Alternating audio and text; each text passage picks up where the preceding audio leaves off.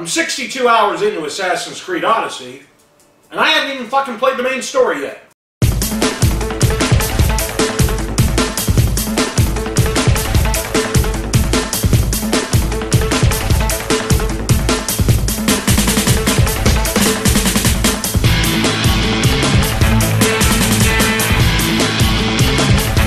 Welcome back, everybody. Week 15 in the NFL season. This week is a bit of a patched-together show for multiple reasons. One, Pat had a death in the family, so condolences for him. He is back in Tennessee now, but I didn't get out of work until 7 o'clock Eastern Standard Time, which never happens on a Wednesday. Usually I'm out of there by 2:33. I'm able to drive to Sevierville, get all my errands done, and then Pat comes from Sevierville over here, and we get the show done. So that wasn't able to happen. So it was just, he could have come, but it was just a mess. So I have his picks and everything else. We'll go into the show. Let's talk about last week for a minute. I was on the phone. I got Sunday off, by the way. I haven't had a Sunday off since probably, well, I had a Sunday off when I went to Mexico earlier this year, actually, when I saw the Pats beat Jacksonville in Mexico. But other than that, I haven't had a Sunday off in fucking eternity. Maybe when we went to Aruba the year before.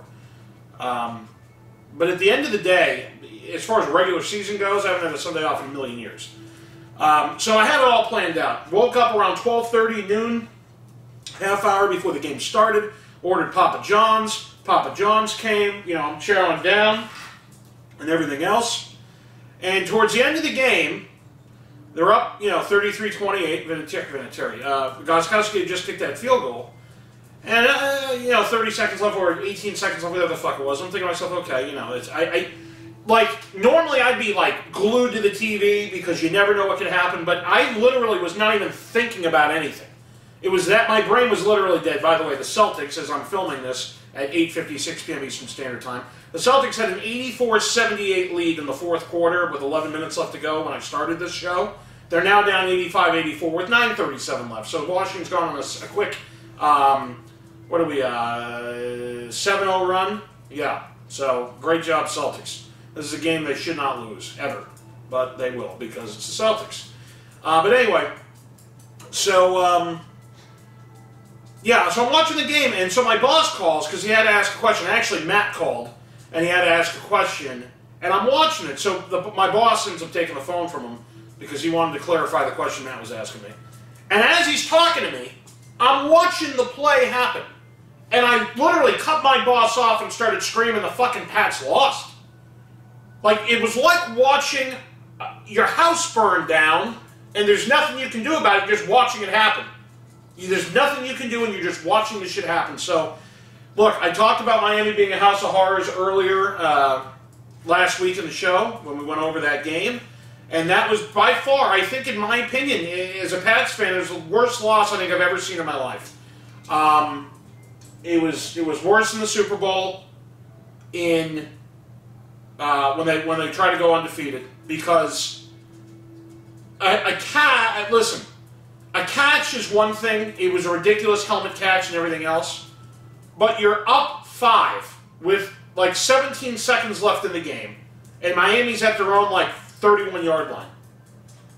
So here's what I think Belichick should have done. And everybody's, you know, oh, why'd you take McCourty out and throw Gronk in? That has nothing to do with anything. First of all, the game was lost a million years before that.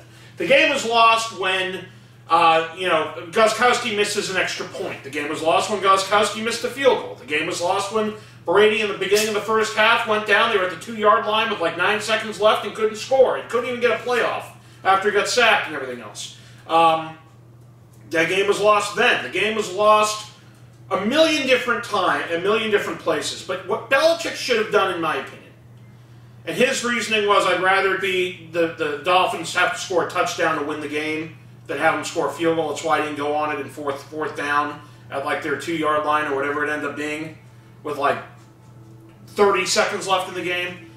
But the point I'm trying to make is if Belichick goes for it and they score a touchdown, the game's definitely over. It's impossible for Miami to come back. They literally have to score in 5 seconds, get an onside kick, and score in 5 seconds. But had he gone for it and missed, Miami has the ball at their own 2 with no timeouts. And they have to drive, what, 70 yards? Because you figure you go to the 50, that's basically 50 yards. They got to get to the 35, 40-yard line, maybe the 35-yard line, 37-yard line of the Pats. They have to drive 67 yards in literally 17 seconds or whatever it was. And here's the thing.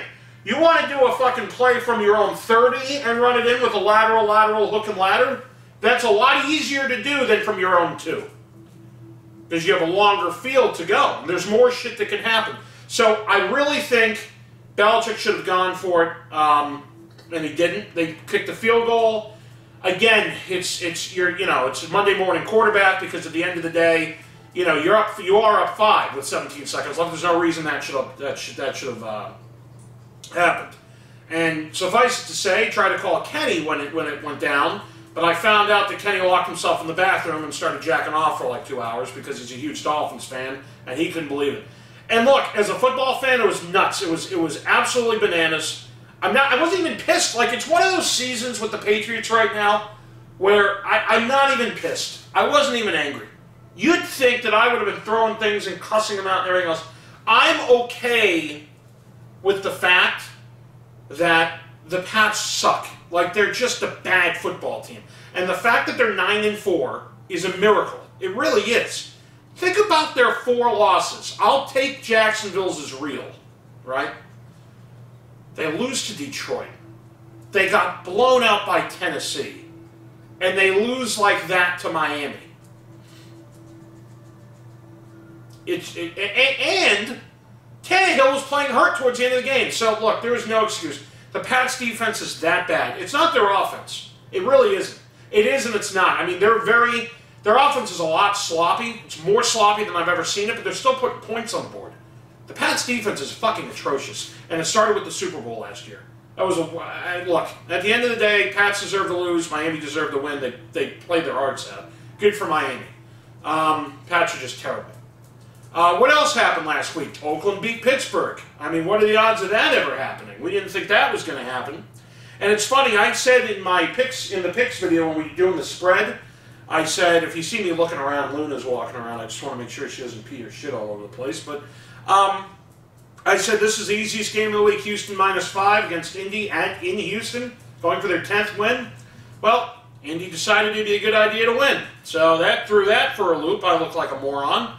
And Pat said there's no way that the Eagles will cover against the Cowboys. And sure enough, they didn't. Although they did come back 23-23 going in overtime. So we had an overtime game there. That ended nuts. I think it's Rasul Butler. No, it was any basketball player, Rasul Butler. Whoever Butler was on Philadelphia. It hit right off his arm. For those of you who didn't see, it hit right off his arm, and Mari Cooper caught it, ran into the end zone, or walked into the end zone, literally. So that happened. Saints started off slow against Tampa, but ended up winning. Giants absolutely bukkakied all over the Redskins, 40-16. They were up 40-9. I think it was like 34-0 at one point. And it was so bad for Mark Sanchez that they pulled him, and some random person went in the game. I never even heard of the guy. Chargers were 14-point favorites against Cincinnati, and I think I picked Cincinnati against the spread. I'm not positive. I don't remember. Maybe I picked the Chargers. I forget. But anyway, the Chargers barely beat them. Arizona had a shot to beat Detroit on multiple occasions. Couldn't score any points. Oakland, like I said, beat Pittsburgh. Thank God for that. Bears. Baltimore Raven, the Rams, 15-6. So look, it was a crazy. The Chiefs barely beat Baltimore. They had to go to overtime. They had a chance to win it at the end of regulation and missed the field goal. And then they ended up winning in overtime anyway.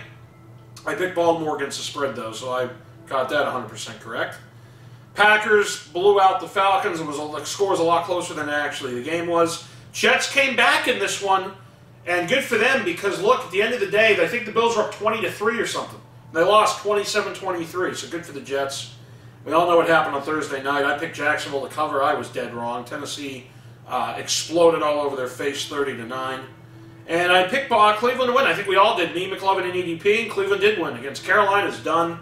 So that was last week, pretty much in a recap. But I wanted to go over that Pats game because that was just ridiculous. So at the end of the day, I'm excited because got in the mail today the Red Sox DVD video.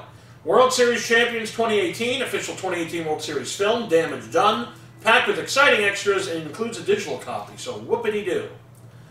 The 2018 Boston Red Sox dominated their way to a World Series title in a way that Red Sox Nation has never seen. A relentless march through the regular season led to a franchise record 108 wins. Then they beat the Dodgers for their 4th World Series title since 2004 after blowing through the rival Yankees and defending champion Astros, damage done. Mookie Betts and Andrew Benintendi ignited Boston in Game 1 at Fenway Park with a quick run before there was an out, and pinch hitter Eduardo Nunez crushed a 3-run home run to set the tone for the series. In Game 2, J.D. Martinez continued the team's brilliant season-long 2-out hitting, and the legend of David Price began as the Red Sox took a commanding 2-game lead. The scene shifted to Los Angeles, where Jackie Bradley Jr. hit an 8th-inning home run that helped send Game 3 to extras, but Nathan Eovaldi and the Red Sox fell short in 18 epic innings. Boston quickly regrouped for a Game 4 comeback win started by Mitch Moreland's 3-run pinch-hit homer and punctuated by 4 RBIs from Willie Mays' World Series MVP Steve Pearce. The deciding Game 5 never seemed as close as the 5-1 score, as Joe Kelly and Chris Sale finished a masterpiece for the Boston faithful. Rookie manager Alex Cora became the first Puerto Rican manager to win a championship, inspiring his team with an all-in attitude and impressing with managerial mastery of a deep lineup, starters out of the bullpen and on short rest, and strategic defensive alignments. This talented, diverse, and historic team cemented its place in Boston lore as the greatest Red Sox team ever. And then the bonus features are regular season highlights, clinching moments, how they got there, featurette, and World Series parade. So I'm excited. It's about 115 minutes. That's actually pretty short. I'm excited to watch this later on. So we got that for you Red Sox fans out there. But let's go into the comments from last week, and let's see what we got. We have, as soon as it will let me look at them, let's see here. Let's do the top thing. I don't know what's wrong with YouTube on my desktop, but it's a mess. So, let's see what we got. Carlos Ruiz says, how about that, Patrick Mahomes MVP? Well, he's probably going to win it. Drew Brees, it was his to lose, and he lost it. In Miami, there's still 3 games left. You never know, but right now I would say that Mahomes is a slight favorite to win it over Brees, but anything can happen. Let's see what else we got.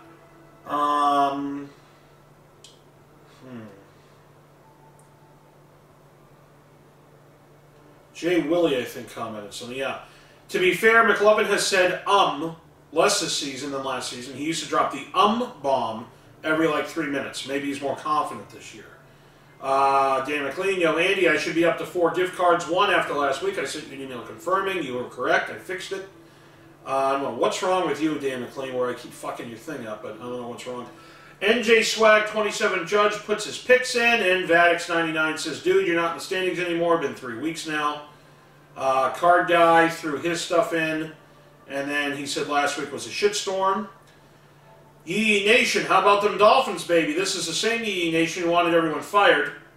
Jennifer Lynn says, you all didn't truly believe Gronk was going to pass up a possible 69-yard touchdown now, did you? Oh, that's cute. Amazement 717, Yee Nation, yeah, there's been a house of horrors down in Miami for the Pats, quoted me. And Carlos Ruiz, now that was 169 Gronk wasn't happy about. That's funny. It was actually a pretty funny comment. I think it's pretty much it. It was a light comment week. I could have sworn there was one other. I know there's one I'm about to read. Stephen Wolf. Man, he's getting molested here in these comments. Vadix99, and you were also a fucking moron in week 14, and all the other weeks you ignored the fact that your comments don't mean shit. Stephen Wolf says, Vadix99, one more thing you say about me, I'm reporting you. And Vadix99 says, that's Stephen Wolf, laugh my ass off. Am I supposed to be intimidated by that? Go ahead and report it, retard. YouTube won't do a damn thing. You think I'm some 6-year-old child shaking in fear that the internet police are going to bang down my door for this comment chain? You're straight autistic. It's confirmed now. So, those are the comments from last week. Last week against the spread, me and Mclovin both went 8-8, so he's still a game up on me. He is 94-92-6, and I am 93-93-6. So, literally nothing happened. He still has a game lead with 3 weeks left. Let's go into this week, and I'm going to read off the spreads, and then I'll tell you who I'm going to pick and who Mclovin picked. So let's go and make sure we have all this. Okay, so we have Thursday night's game is a great game. Great game once for a Thursday. I'm pumped to see it. This could determine the AFC West because you got the Los Angeles Chargers 10-3, 5-1 on the road, going in to face Kansas City 11-2, undefeated at home at 6-0, and Kansas City's only favored by 3.5. And with the way the Chargers are playing and the injuries mounting to Kansas City's offense, I'm going to take, excuse me, let me fix this here. I'm going to take the Chargers plus 3.5, and Mclovin is also taking the Chargers plus 3.5. The next game, we have Saturday games this time of year. Washington Wizards are up 1 with 4:23 left in the game, by the way. We have the Houston Texans 9-4, 4-2 on the road. This is at 4:30 p.m. on Saturday. 9-4, 4-2 on the road, going in to face the Jets, 4-9, 2-4 at home. Houston favored by 6, and I'm taking Houston, and Mclovin is taking Houston also. Then at 8:20 Saturday night, we have Cleveland, 5-7-1, 1-5 on the road, going in to face Denver, 6-7, 3-3 at home. Denver favored by 3. I'm going to take Cleveland plus 3, and Mclovin is taking Denver minus 3. Then on Sunday, we have Arizona, 3-10, 2-4 on the road, going in to face Atlanta, 4-9, 3-4 at home. There's no line on this game. He has Arizona plus 9 in this game. I'm going to take Atlanta minus 9. He's taking Arizona plus 9.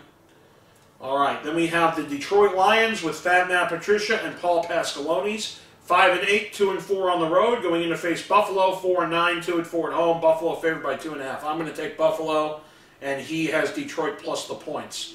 Interesting. Green Bay, fresh off Joe Philbin's win, 5-7-1, 0-6 on the road, going in to face Chicago, 9-4, 6-1 at home. Chicago favored by 6. After a huge win against the Rams on Sunday night, on Monday night, the Bears, was it Monday night? I forget when it was. I think no. Was it? Was it Sunday night? I fucking forget. No, it was Sunday night. It was Sunday night, yeah.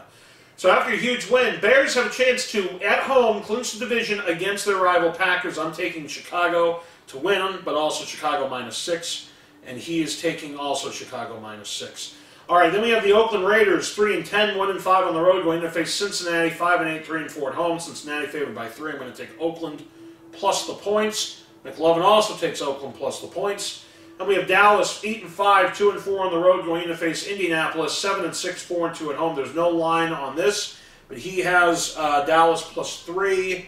I'm going to take Indy minus 3, and he has Dallas plus 3. I think Indy's offense is better than the Colts. Dolphins, 7-6, 1-5 on the road. Huge win, by the way, for the Dolphins, going in to face Minnesota, 6-1, 4-2 at home. Minnesota favored by 7. Now, the interesting thing about this game is they just fired John DeFilippo, the offensive coordinator. So we're going to see what happens. This is a tricky game, but I'm going to take Miami plus the points on this one, and Mclovin also took Miami plus the points. I think Minnesota will win, but I think Miami will be close. Tennessee, 7-6, 2-5 on the road, going in to face the Giants, 5-8, 2-4 at home. The Giants favored by 3. I'm going to take the Giants minus 3, and Mclovin has Tennessee plus the points. Then we have Tampa Bay, 5-8, 1-5 on the road. Oh, excuse me, I skipped a game. Washington, 6-7, 3-3 on the road, going to face Jacksonville, 4-9, 3-4 at home. Jacksonville favored by 7. Taking Washington plus the points here. And Mclovin has Jacksonville minus 7. I don't think there's any. I don't care who's playing the quarterback for Washington. Bottom line is Jacksonville is just a mess. So I don't see them winning. If they win, it's not going to be by 8 or more. Tampa 5-8, 1-5 on the road, going in to face Baltimore 7-6, 4-2 at home. Baltimore favored by 7.5, and I'm going to take Baltimore minus 7.5, and so is Mclovin. 4:05 game, we have Seattle, 8-5, 4-3 on the road, going to face San Francisco, 3-10, 3-3 at home. Seattle favored by 4.5. I'm taking Seattle. So is Mclovin.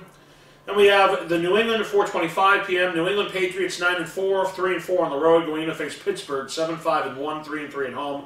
Pats are favored by 2. I'm going to take Pats minus 2. Same with Mclovin.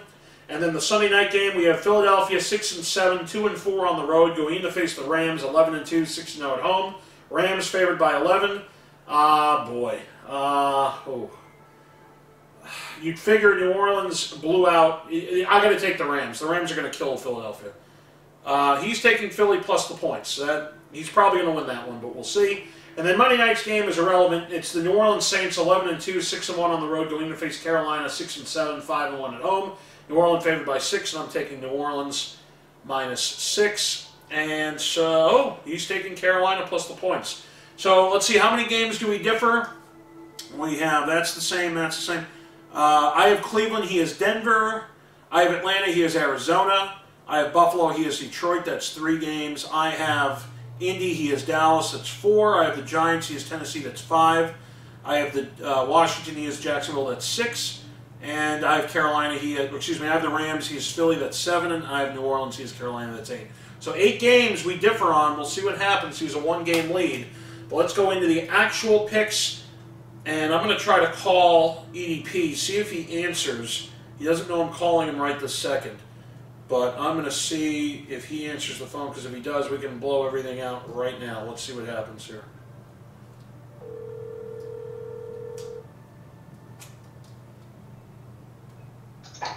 Fuck you on, bitch. Hey, what's up, man? How you doing, man? Nothing much, man. I'm doing good. You know, I'm just beating my dick in Erica's kitchen, man. The shit's so fun as hell. You want to watch? Is Erica watching? Yeah, dude, she's watching, man. Is she wide-eyed and bushy-tailed? Yeah, man. She doing all the extra shit. No, I'm just calling her on, dude. What's going on? All right, man. So Mclovin had a death in the family. So he's not actually here, but I do have his picks. Me and you are going to go through our picks. I'll tell you what he picked after you. We'll start with you like we always do. Thursday night, we got a great game. Finally, for once on a Thursday night. We have the Chargers going in to face Kansas City. Who do you have? Chargers. Yeah, you know what? I'm going to take the Chargers also. And Mclovin took Kansas City. All right. Then we got Saturday games. Saturday games now. Saturday, Houston going in to face the Jets. Who do you have? Houston. Yeah, we all have Houston. We got Cleveland going in to face Denver. Who do you have? Cleveland. I have Cleveland also, and Mclovin has Denver. All right, then we got Sunday games. I thought there were 4 on Saturday. I guess not. Sunday games. We got Arizona going in to face Atlanta. Arizona. Okay, me and Mclovin have Atlanta. We got Detroit going in to face Buffalo. Buffalo. Yeah, I have Buffalo too. And Mclovin has Detroit. Interesting. All right, we got Green Bay going in to face Chicago. Chicago. I have Chicago, so does Mclovin. We have Oakland going in to face Cincinnati. Oakland. No, Cincinnati, I'm sorry. You're going to take Cincy. I'm taking Oakland, so's Mclovin. You know, this is a weird... Oakland's so stupid. Like, I don't get it. So, it's like, do you want to be the first... Do you want to have the first pick of the draft, or do you want to finish, like, in the middle of the pack? Like, I don't get it. You know what I mean? Like, they beat Pittsburgh last week for fucking makes no fucking sense. Like, I don't understand it. I don't understand, because EDP, listen, if Oakland wins, if they go 5-11, what was the point of that? What the hell was the point of that? You just fucked up your draft position. You know what I mean? I don't know. Right. Dallas going in to face Indianapolis. Who do you got? Indianapolis. I also have Indianapolis, and Mclovin has Dallas. All right. Then we got Miami going in to face Minnesota. Who do you got? Miami. I'm taking Minnesota after they fired John. I saw your videos on John. What did what's his face say why he's not bringing him back? Was there a follow-up question to that? Well, he's a stupid fucking bitch, and he's all fucking, you know, his ego is all fucking top-notch. He makes it seem like, oh, it was all him, which is the reason why he won the Super Bowl, and this year you're clearly seeing he's a fucking fluke and a goddamn fraud, so fuck that nigga. Who's asking fired at him? We talked about this early in the season where it was the first game against Dallas where, for whatever reason, they couldn't even score any points. And, you know, he looked like, I talked about this with you, he looked like the Peterson when he was with Kansas City, where he didn't know what the hell was going on. And it's because you said Frank wasn't there anymore, and you might be right, because, you know, this team is a mess. You got, let's see, we got Tennessee going in to face the Giants. Who do you have? Tennessee. I'm taking the Giants. And you and Mclovin both have Tennessee. Then we got Washington and Jacksonville.